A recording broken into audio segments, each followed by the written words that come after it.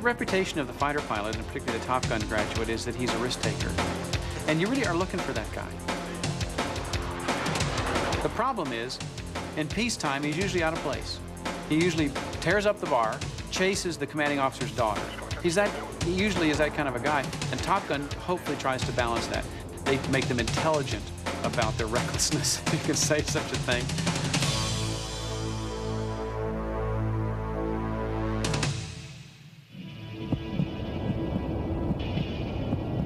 520 sending commands from A side. 520 command control 55. 202 Tomcat, all 92, come on. So you're 46 needles. I'm slightly right at 3/4 mile. Roger ball, couple. Sag. Animal.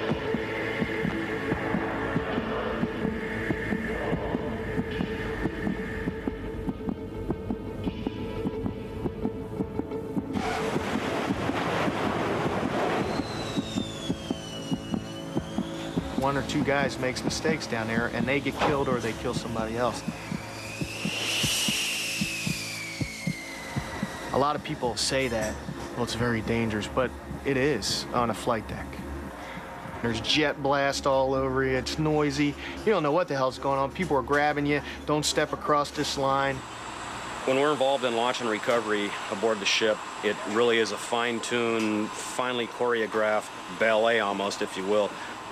When I'm taxiing my jet around the flight deck, I'm not just going where I want to go. I'm always under the direction of one of these taxi directors.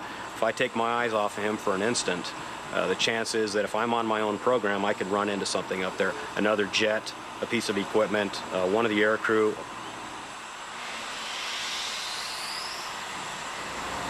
Underneath, by the nose gear, is a guy on his knees essentially moving across, and he is checking that the holdback is in position and that when they put you in tension, tension is when they cock the gun, essentially. The shuttle moves forward and the launch bar is sitting in the shuttle. So he'll run out from under the airplane and he'll give you a thumbs up. Right prior to that happening, the guy, the yellow shirt, will give you a signal like this, and that's your cue and the pilot to go to full power as far as military power. We go to military power, all the control surfaces on the airplane move. External to the airplane are troubleshooters, and they'll give a thumbs up. They're looking at all the control surfaces and make sure they all move. This is the last chance to save an airplane from going flying that isn't ready to go flying. The pilot's going through looking for indications in his cockpit that everything's okay. Once he's satisfied this airplane's ready to go flying, he'll salute. That guy will salute you back, and he touches his deck. The guy pushes a button, and you're off to the races.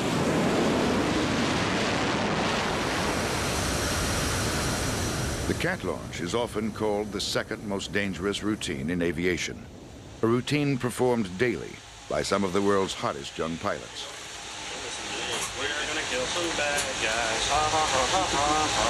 You're gonna do it. They are, by any standard, an elite group.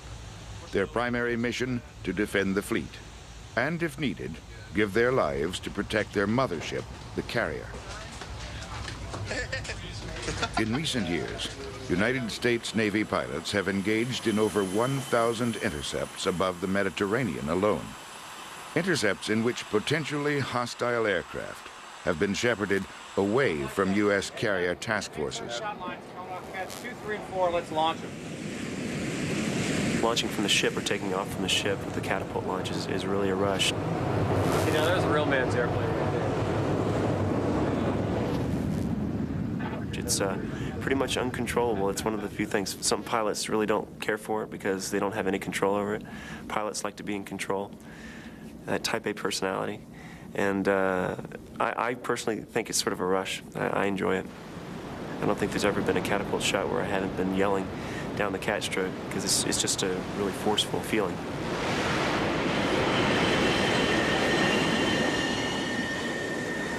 Once a guy pushes a button, you're along for a ride. And that's 2.5 seconds that you are completely out of the loop, which you'll go from 0 to 150 miles an hour. You don't have a lot of time to make decisions right there, and if something catastrophic, you are 60 feet above the water, and your time to make a decision whether or not you can handle this emergency, and then the time it takes to reach down and pull the handle to eject. Some guys actually, in the past, had an emergency, recognize it, try to pull the handle, but because it's so quick, they end up killing themselves because they went to the water.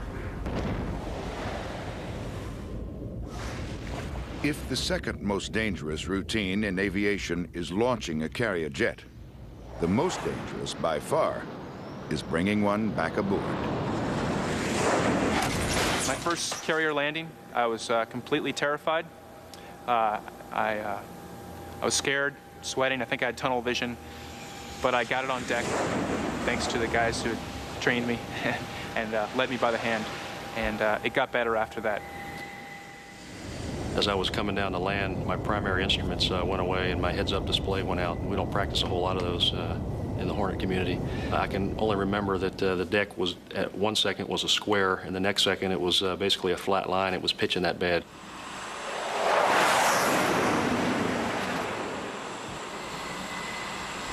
Throughout their careers, pilots are graded on each and every landing. Their target, a 40-foot stretch of flight deck, dissected by 4 cables. A perfect landing means hitting cable number 3.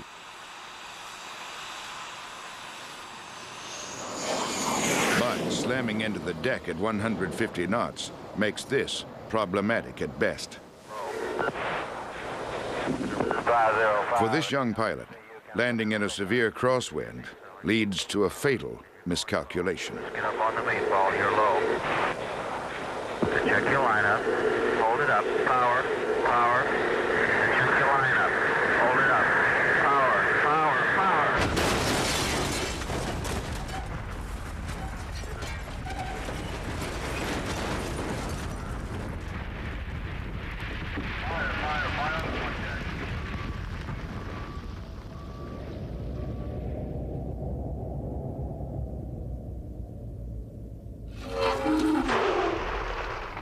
Landing on the carrier, it's actually a lot easier than it looks during the day in really good circumstances, really good conditions. Don't tell the Air Force that, because then they'll want to do it. You can take day traps and give me 1,000 of them today and I'll do them, because they're that much fun. Night traps, a little bit different. Landing on the carrier at night is sort of a different story. You never get used to it, and it's always at least just a little bit scary. It's dark. It's very dark. And I don't think you really know what dark truly is until you put yourself a few hundred miles off the coast out in the middle of nowhere. And that only point of light is that one light dancing around in front of you, and that's the ship bobbing up and down on the waves. Your visual cues are taken away, and you're out there at 3 miles, and it's like a little floating postage stamp down there that's barely lit up, and it's a little bit harder to try to detect changes that could prove hazardous if you don't take care of them in a timely manner. I still, to this day, find my adrenaline pumping so much that at night I'll find my left leg shaking from the adrenaline after the trap.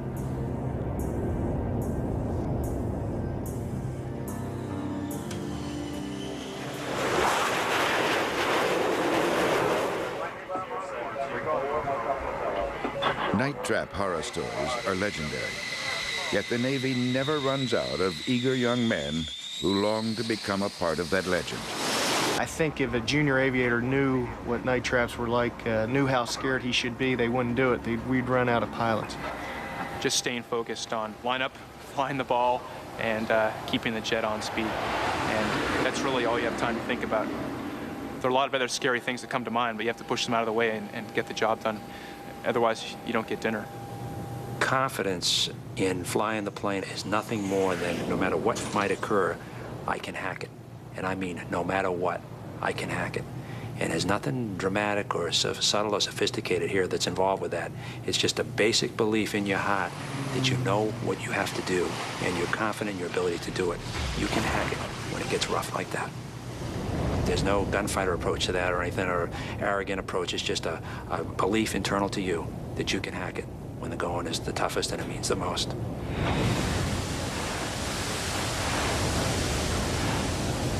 I heard someone say once that, oh, you're a fighter pilot, you must have really quick reflexes or good instincts. And I don't think that's necessarily true.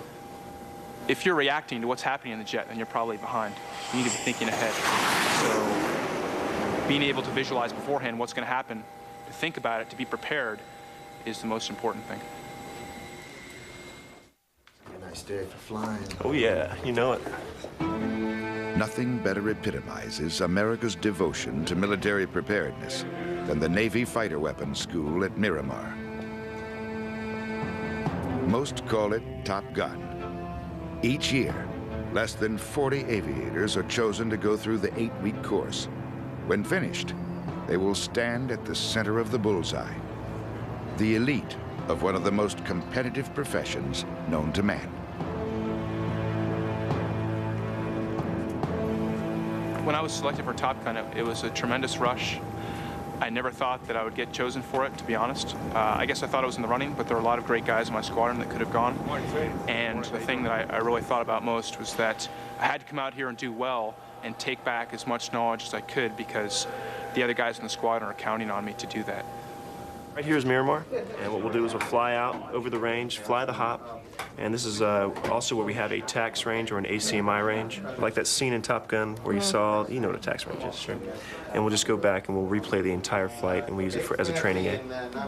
Unlike the frat boy image portrayed by the Hollywood film, Top Gun students are all seasoned veterans. They average 30 years of age, and most have well over 500 hours in the jet that they fly. They are the inner circle, and like all Navy flyers, each proudly bear a call sign given to them early in their career.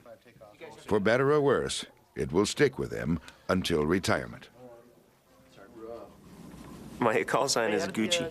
Some friends of mine in the squadron said I had a Gucci car, Gucci girlfriend, Gucci watch, wore Gucci sunglasses, and it just stuck. I got my call sign Scorch in the training command early on.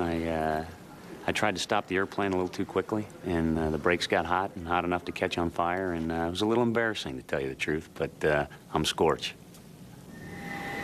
My call sign is Rain Man, and the reason I got that, I guess, is I tend to go off on random subjects or tell stories that have a lot to do with nothing in the ready room, so the guys were pretty quick to jump on that.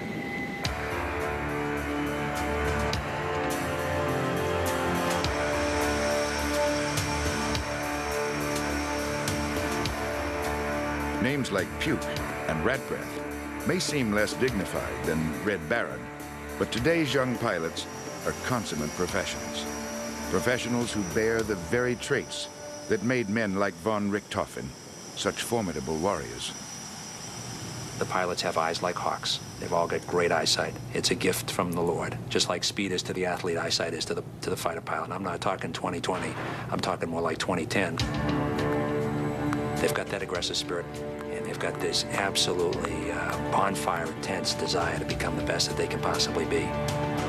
He's also someone that loves flying his plane. He doesn't get in the plane, he straps the plane on his back, and he likes flying at 1 inch out of control all the time, but in a purposeful way, looking for these opportunities to shoot down the enemy. Von Richthofen often claimed that 4/5 of his victims never knew he was there. They simply did not see him, and for this, they died. Eyesight has always been critical to survival in a dogfight. It still is.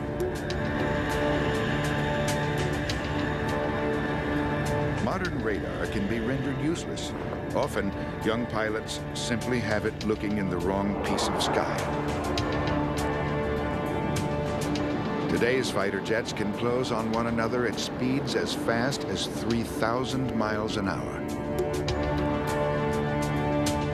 Those with keen eyes can spot bandits from 15 miles away. If they don't, this leaves less than 10 seconds before the enemy has them cold.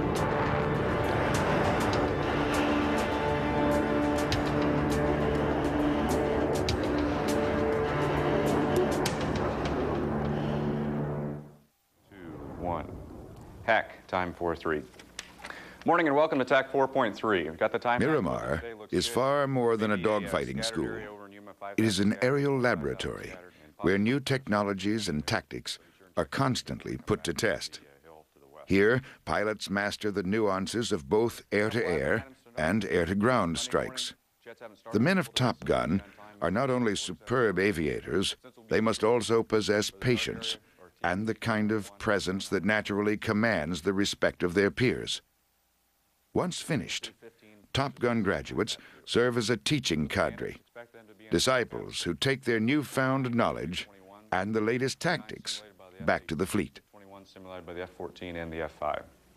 And then wrapping it all up today, putting the teacher hat on.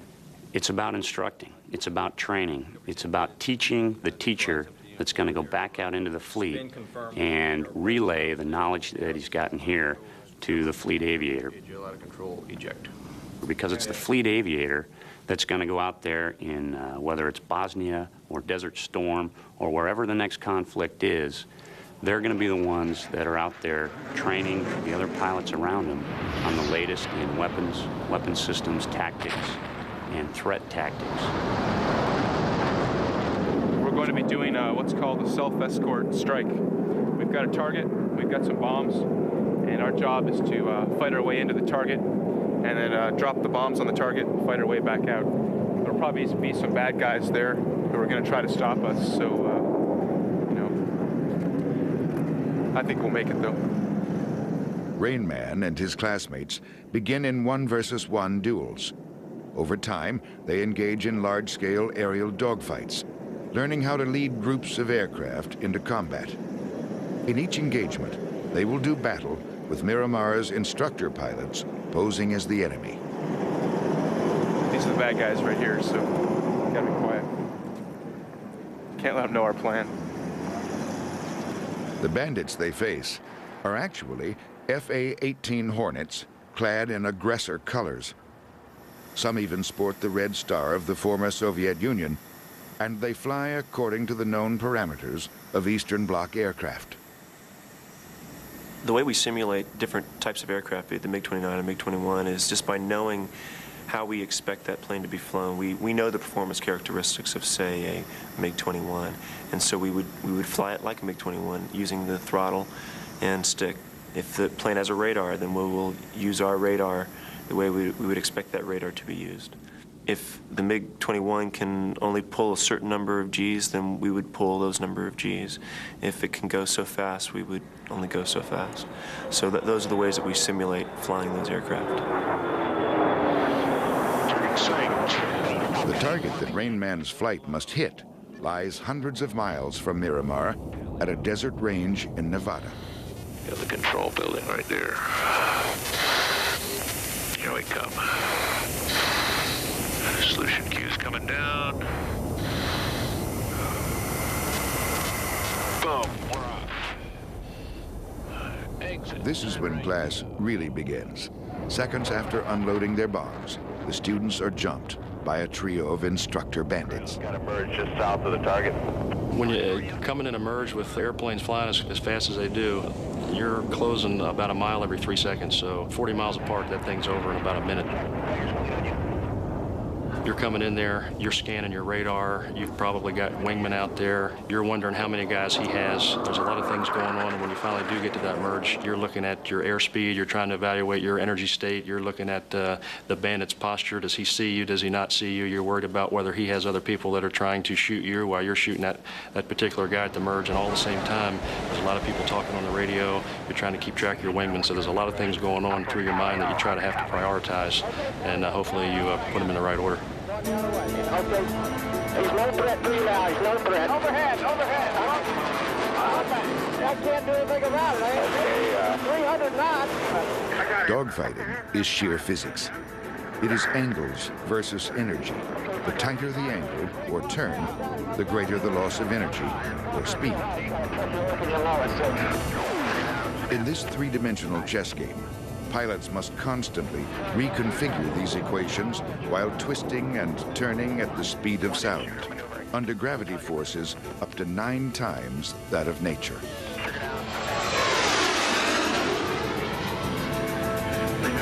Aerial combat is an exhausting chore.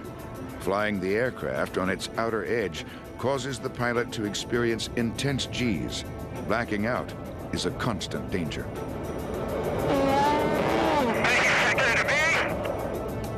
Throughout the fight, he grunts and flexes muscles to keep blood flowing to the brain. Okay, Tario, watch passing my left side now. One coming up on you. down. Snap. Little up. Less than a minute after it begins, it is over. There's the guns on the F-14. Okay, I got him locked. If this were war, these Tomcat students would not be coming home. They face men who have racked up more aerial combat hours than any aviators in the world. Scorch, understand that was for you in the west. It is nearly unheard of for young apprentices to prevail in the skies over Miramar. Instructors spend 3 years at the school. Most can read a student's energy state to a whisker. Recommend terminate. Knock it off, knock it off. Fighters, knock it off. Bandits, knock it off. One of the keys of a good instructor is flying the plane just hard enough to teach, not as hard as you can fly it. Because if you're just beating everybody on the block, beating them solid all day in and day out, it's difficult to generate the right type of learning environment. So one of the keys of a mature instructor is to be able to fly the plane just hard enough to teach. Never roll over, but fly that thing just hard enough to teach.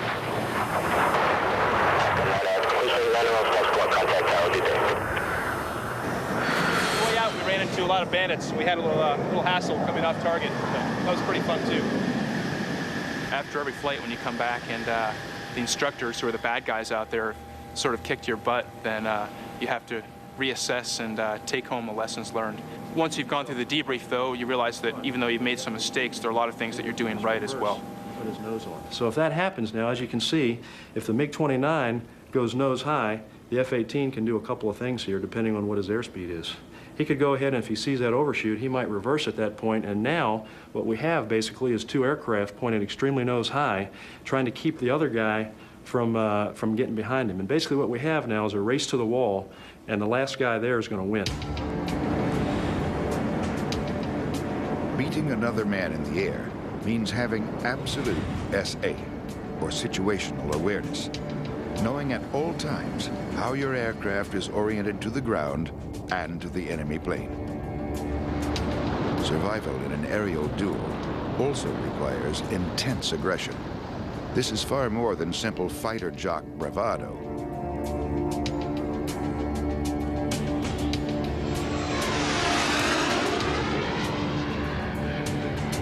In 1916, German ace Oswald Boelcke, the father of air combat, issued a 10-point manifesto that is still followed today.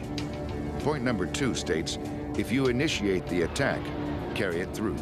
Aggressiveness and determination are critical to survival. Somewhere in the range of 80% of the kills in combat occur off the first turn. If that's in fact the case, as it appears it is based on the studies that have been done, then it's absolutely critical to make that first turn a good one. And we don't ever tell our pilots to, shall we say, fly inappropriately to structurally damage the airplane, but just short of that, we encourage them to really turn hard and go for the throat immediately when you have an opportunity to put a weapon on someone. As we say, get the killing work over with quickly. Oh, what a beautiful shot. It is a deadly craft that has existed since the airplane first went to war. A craft that, due to advances in beyond visual range missiles, many now say is a thing of the past. Ever since World War I, the maneuvering dogfight has been in place. And ever since World War I, everybody tries to say it's over. After World War I, the common wisdom was, guys are going to be going 200 miles an hour, it'll suck the wind out of their lungs and they won't be able to breathe. Not true. World War II comes along, we get totally surprised by the Japanese Zero and the Messerschmitt 109. And these guys, these Germans and Japanese, are maneuvering like mad. And we are back in the maneuvering fight again. So we build maneuverable airplanes that will outmaneuver and outperform these airplanes. Great, fine. Well, World War II ends and we come into the jet era. Oh, jets are here. You can't possibly turn a jet tight because it'll turn the guy in the cockpit into a puddle. So therefore, dogfighting is over. We won't do this anymore. And we build bomber interceptors. Well, Korea comes along. Good. We're maneuvering again. Oh no, we're having to maneuver against these guys and still fire guns. The reason the airplanes were so good is a bomber interceptor requires a large wing, and as a result, you can turn tight with a large wing. This is the F-86. And so we go all the way through Korea doing the dogfight again. And fortunately, a lot of the World War II guys were there. They were 30 years old now, and they'd been aces in World War II, so they were good. And the dogfighting skill was still there.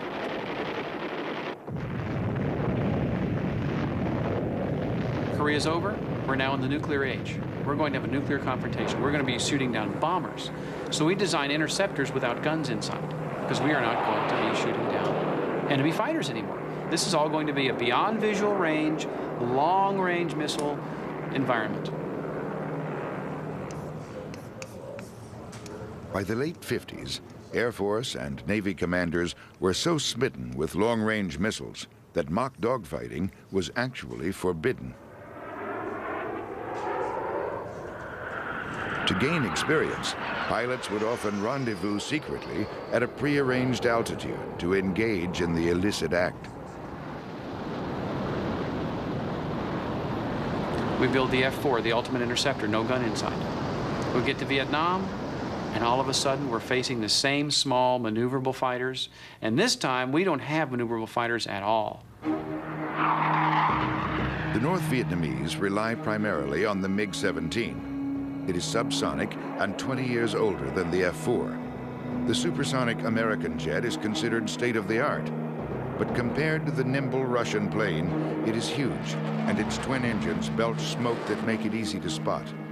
Making matters worse, Phantom crewmen have been taught to fight a nuclear war. It is a tragic combination. Soon, nearly half the engagements over Southeast Asia end with an American aircraft going down in flames. And unlike the single-seat MiG, Phantom pilots go down in twos.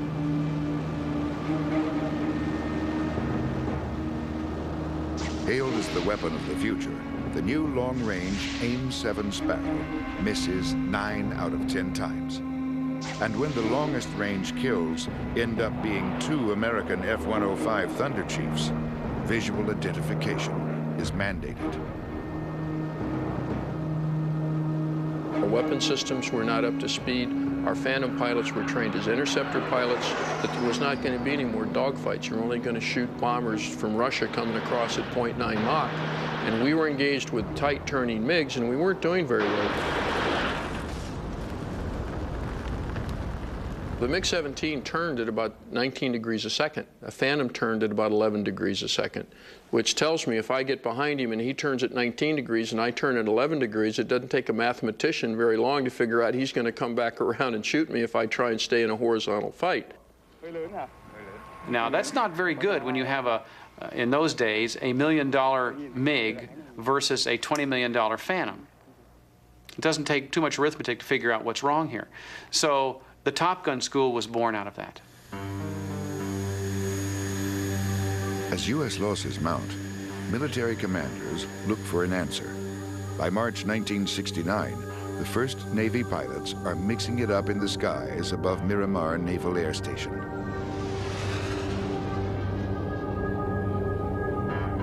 Here, 30,000 feet over Southern California, the American dogfighting tradition will be reborn. The reputation of the fighter pilot, and particularly the Top Gun graduate, is that he's a risk taker, that he's willing to hang out on the edge. And you really are looking for that guy. You're looking for the guy who is kind of got a balance between being safe when he needs to be, but really getting in there and doing the job if he has to, without worrying about his wife, without worrying about his kids, without worrying about his own safety. A fighter pilot has to be out on the edge when he flies. The problem is, in peacetime, he's usually out of place. He usually tears up the bar, wrecks his car, chases the commanding officer's daughter. He usually is that kind of a guy. In wartime, he's brilliant, just brilliant. He is in place. He's where he should be. He's a warrior. I'm sure Randy would agree with this. There are some things... Pilot Randy Cunningham and his backseater, Willie Driscoll, are among the first Phantom crews sent to Miramar. I was a maverick. I believed that the only thing that mattered was killing and surviving in the air, and I dedicated myself to that. To me, dying was a pretty serious thing. Times have changed a little since the time of Richthofen, Oswald Boca, Immelman, Galan, Pappy Boynton, and Chuck Yeager, and Wally Schirra, people that had set the stage for us. And I knew why they were successful, because they focused on the air. When I knew that I was going to meet another pilot in the air, that I wasn't going to walk away alive if I wasn't prepared. So some of the other things were secondary to me, and what I wanted to do is flight and fight. Not only fight, but to complete my mission and come back from it. That was what was important to me. With A-4 Skyhawks posing as MiGs, Marine and Navy pilots rapidly sharpened their skills. By 1972, over 100 aviators have passed through the halls of Miramar.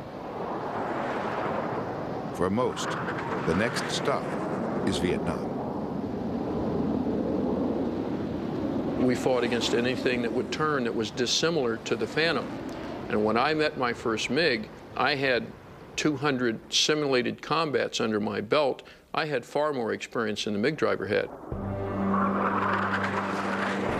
Top Gun had taught them to play to their strengths. For those flying the F-4, that means using the Phantom's speed and vertical acceleration to counter the MiG's tight turning ability. One solution rediscovered at Miramar is the classic high yo-yo, a maneuver in which the Phantom pilot, when finding himself turning with a MiG, uses his superior power to thrust into the vertical and loop back down for the kill. By early 1972, Top Gun graduates, Cunningham and Driscoll, make a name for themselves by flaming their first MiG and ending a 2-year American drought. As of yet, the war has not yielded a single American fighter ace. On May 10th, 1972, Duke Cunningham and Willie Driscoll set out from Yankee Station on what would become the most famous strike mission of the Vietnam War. They fly in as bombers that day, their target, a rail yard not far from downtown Hanoi. Hitting anything near the city means running through plenty of ground fire and braving an iron ring of Soviet-made surface-to-air missiles.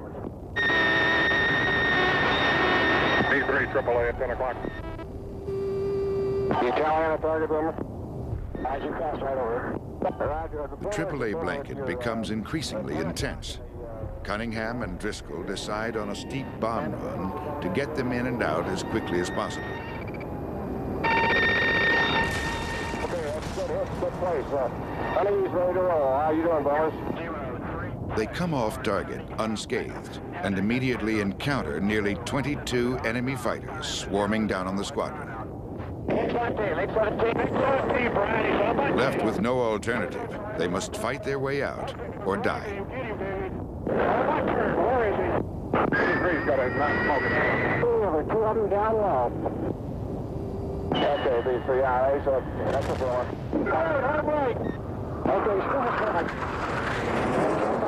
Cunningham's first AIM-9 Sidewinder kill is easy and quick, but seconds after flaming the MiG, Driscoll spots their wingman in serious trouble below. We looked down below us on the left side. We saw a Navy F-4 that appeared to be in big trouble. He was in a gentle left turn with 2 enemy planes behind him at 1,000 feet, and a third looked like he was coming up to join on his wing. So we rolled on our back and we were pulling hard down, and as we did, we would call an F4 and a left turn, brake left.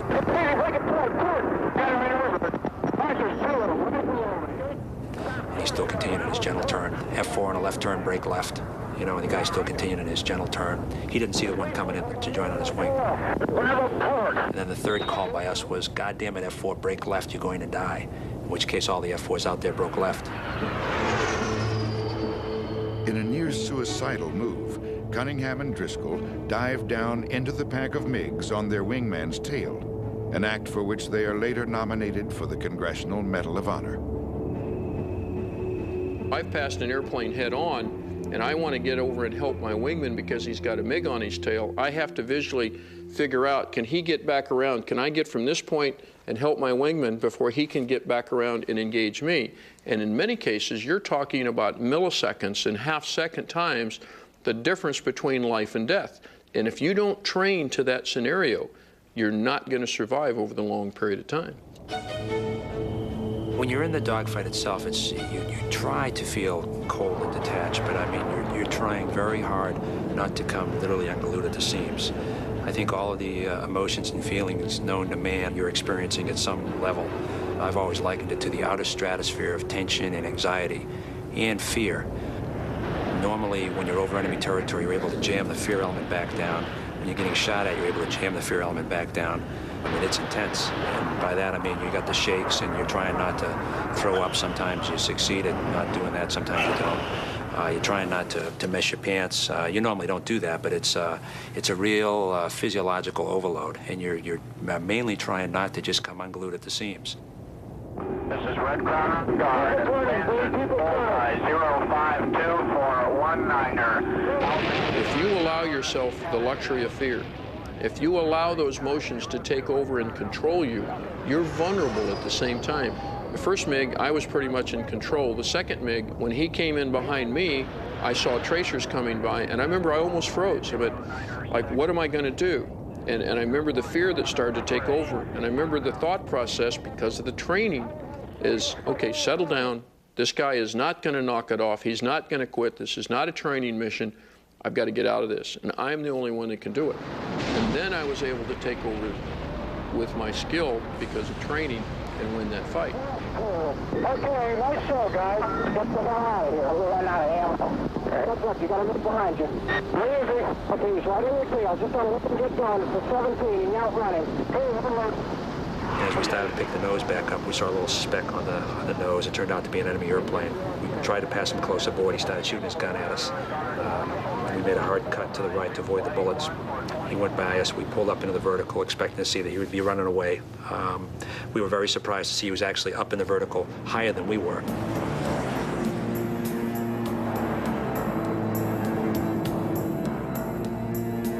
It is later revealed that their third foe that day is an infamous North Vietnamese ace, reputed to have sent 13 Americans down in flames. The engagement becomes legendary and an integral part of Top Gun curriculum.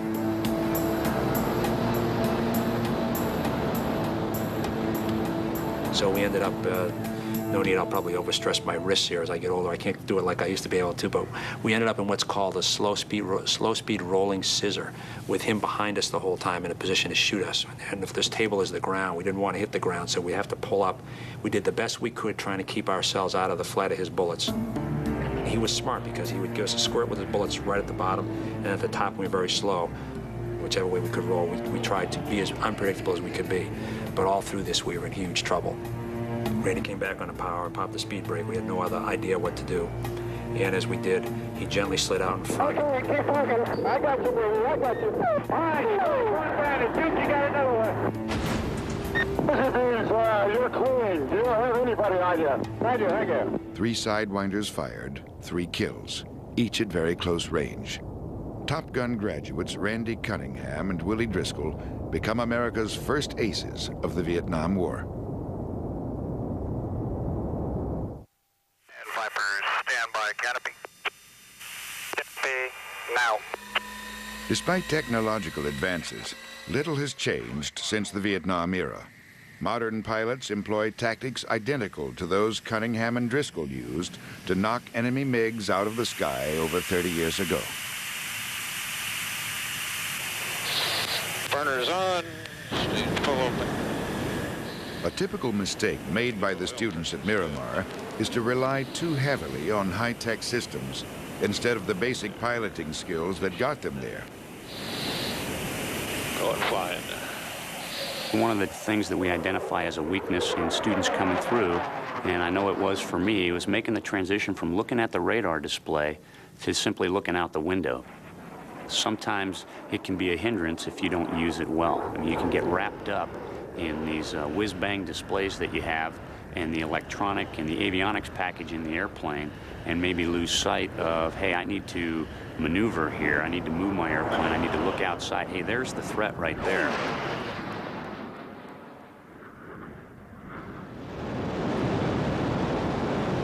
With technology today, the idea behind it is to make the fighter pilot's job easier. In fact, however, like many of us today in the workplace, the job of the fax machine was to make it easier, and the job of the computer was to make it easier, but people want it now.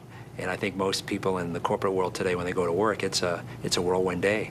What that translates to from the fighter pilot's perspective, for example, the F-14 might have somewhere in the range of 250 or so different switch positions, 9 computers, maybe 80 different displays. And the idea today is, within the context of all those displays and all those switch positions, what's most important and what am I going to do? And you're dealing with this intense strain.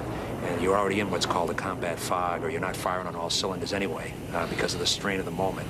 But through that, somehow, you've got to get through, and you have to know that fast what you're going to do. That is task overload. Bingo. Got 4 Oak Center. Do you want to send a capsule also?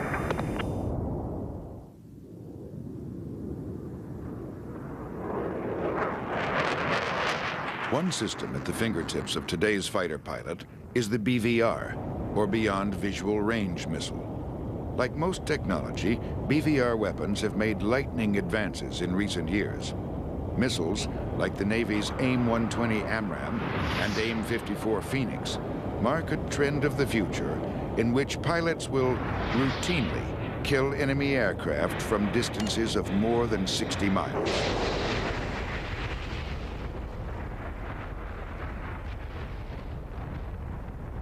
With the advent of these missiles, many again believe that dogfighting is a thing of the past. The realities of combat, however, suggest that this may not be the case.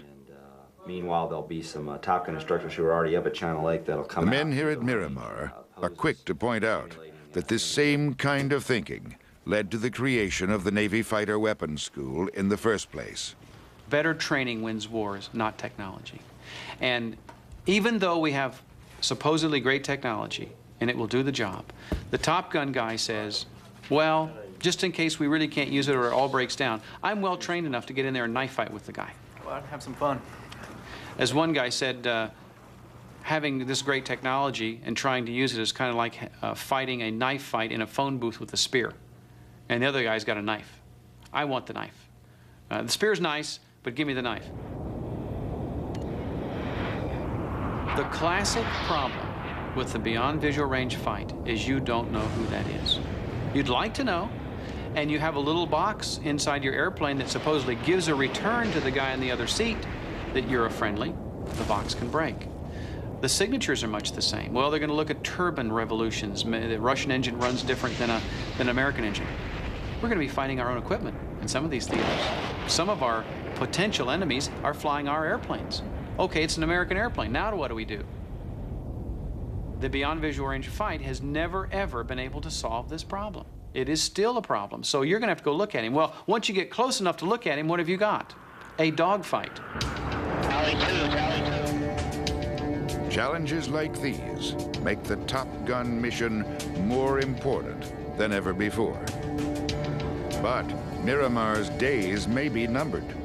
Budget cuts and the re-emergence of BVR have put the Fighter Weapons School under fire.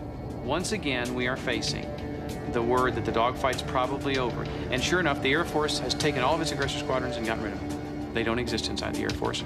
And the Navy is condensing their program.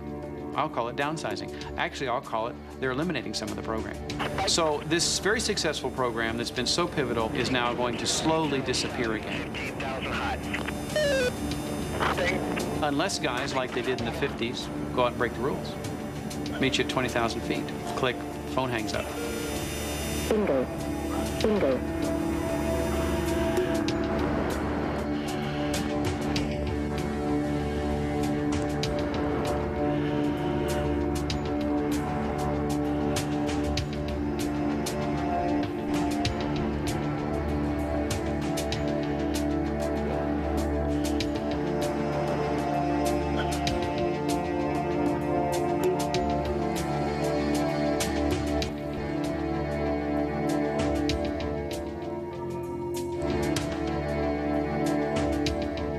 Salute. That guy will salute you back. When he touches the deck, the guy pushes a button, and you're off to the races.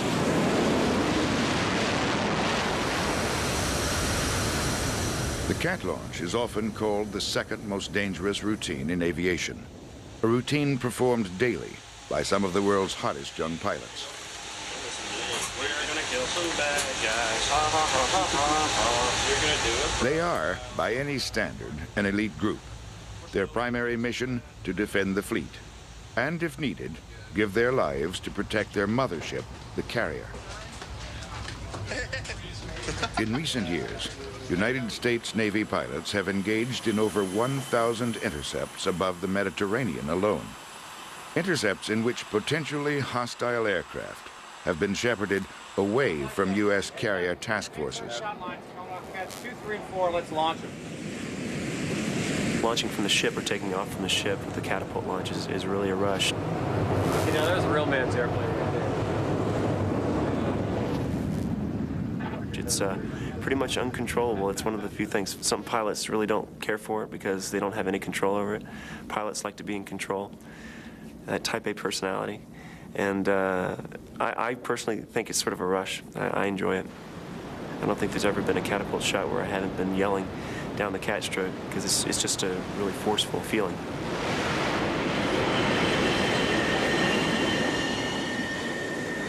Once a guy pushes the button, you're along for the ride. And that's 2.5 seconds that you are completely out of the loop, which you'll go from 0 to 150 miles an hour. You don't have a lot of time to make decisions right there, and if something catastrophic, you are 60 feet above the water, and your time to make a decision whether or not you can handle this emergency, and then the time it takes to reach down and pull the handle to eject.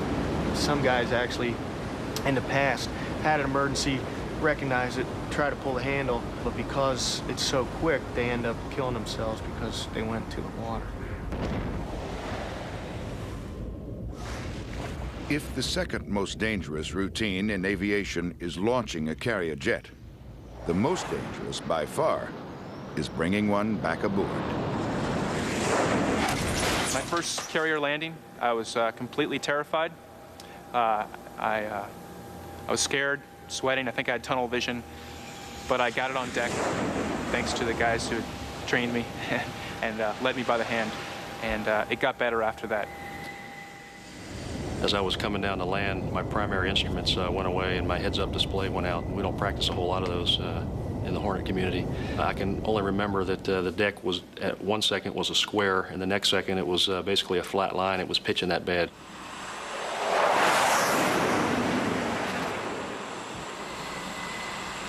Throughout their careers, pilots are graded on each and every landing. Their target, a 40-foot stretch of flight deck. A lot of people say that, well, it's very dangerous, but it is on a flight deck. There's jet blast all over you, it's noisy, you don't know what the hell's going on, people are grabbing you, don't step across this line. When we're involved in launch and recovery aboard the ship, it really is a fine-tuned, finely choreographed ballet almost, if you will. When I'm taxiing my jet around the flight deck, I'm not just going where I want to go. I'm always under the direction of one of these taxi directors. If I take my eyes off of him for an instant, the chance is that if I'm on my own program, I could run into something up there. Another jet, a piece of equipment, one of the air crew.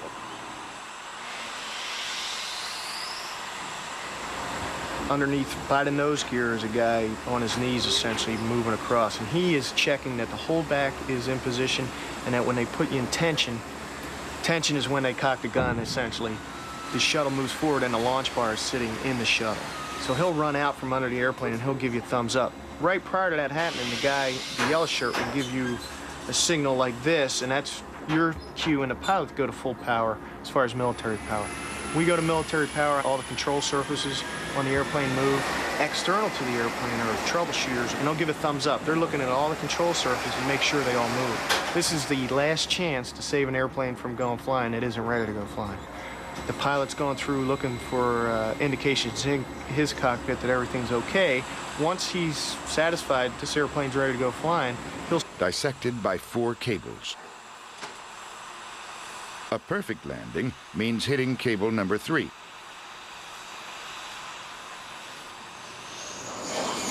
But slamming into the deck at 150 knots makes this problematic at best.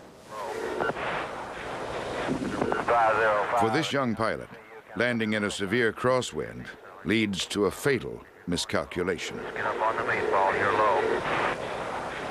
Check your lineup. Hold it up. Power. Power. Check your lineup. Hold it up. Power. Power. Power.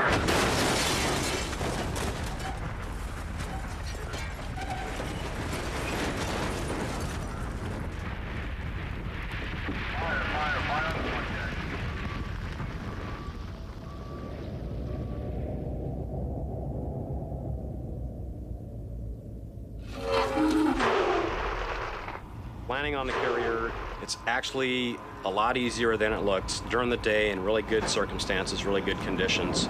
Don't tell the Air Force that, because then they'll want to do it.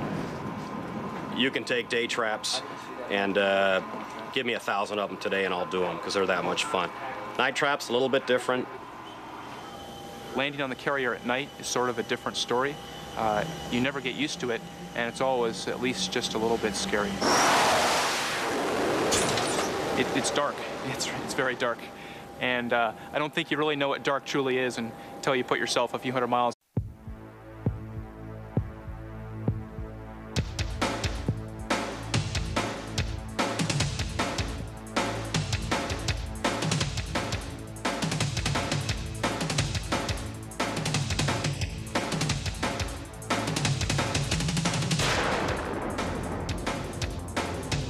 The reputation of the fighter pilot, and particularly the Top Gun graduate, is that he's a risk taker. And you really are looking for that guy. The problem is, in peacetime, he's usually out of place. He usually tears up the bar, chases the commanding officer's daughter. He usually is that kind of a guy. And Top Gun hopefully tries to balance that. They make them intelligent about their recklessness, if you can say such a thing.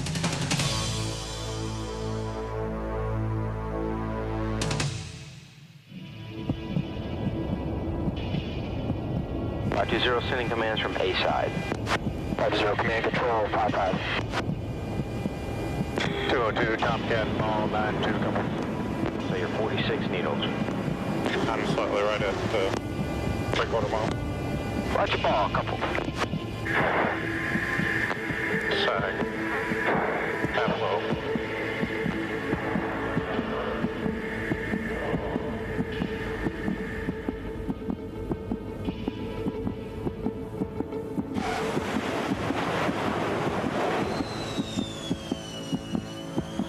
One or two guys makes mistakes down there and they get killed or they kill somebody else.